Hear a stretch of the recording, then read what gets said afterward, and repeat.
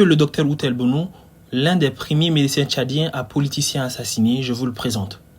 Outel Bono est né le 8 décembre 1934 dans le district de Fort à Chambol, actuel Sahara. Après ses études primaires à Fort Lamy, actuel N'Djamena, le docteur Outel Bono arrive en France en 1945 à l'âge de 11 ans où il suit des études secondaires de Bordeaux à Périgueux en passant par Cahors. Outel Bono milite à la Fédération des étudiants d'Afrique noire en France, association qui servait aussi de cercle de réflexion politique sur l'avenir de l'Afrique. Il adhère au Parti africain de l'indépendance en 1957. Peu après, il va au Tchad durant ses vacances où multiplie les conférences dans plusieurs villes pour sensibiliser le peuple à la décolonisation, gênant ainsi l'administration coloniale. 2 ans après l'indépendance du Tchad, en 1960, il rentre au Tchad travailler à l'hôpital central. En même temps, il continue ses activités politiques et critique ouvertement le régime de Thomas Mbaye. Il contribuera par la suite au congrès de Fort à Chambol avant d'être incarcéré pour complot en mars 1963.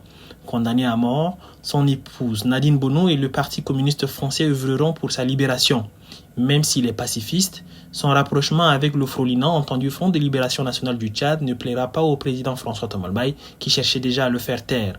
Il finit par s'exiler en France en 1972 où il a l'intention de fonder son parti politique nommé le Mouvement démocratique de renouveau tchadien. Le 26 août 1973, Outel Bono est assassiné dans les rues de Paris. Les raisons politiques sont clairement la cause de la mort de cet opposant tchadien. L'histoire retient d'Outel Bono qu'il avait la volonté de servir le Tchad loin des mains basses qui empêchaient le développement de ce pays.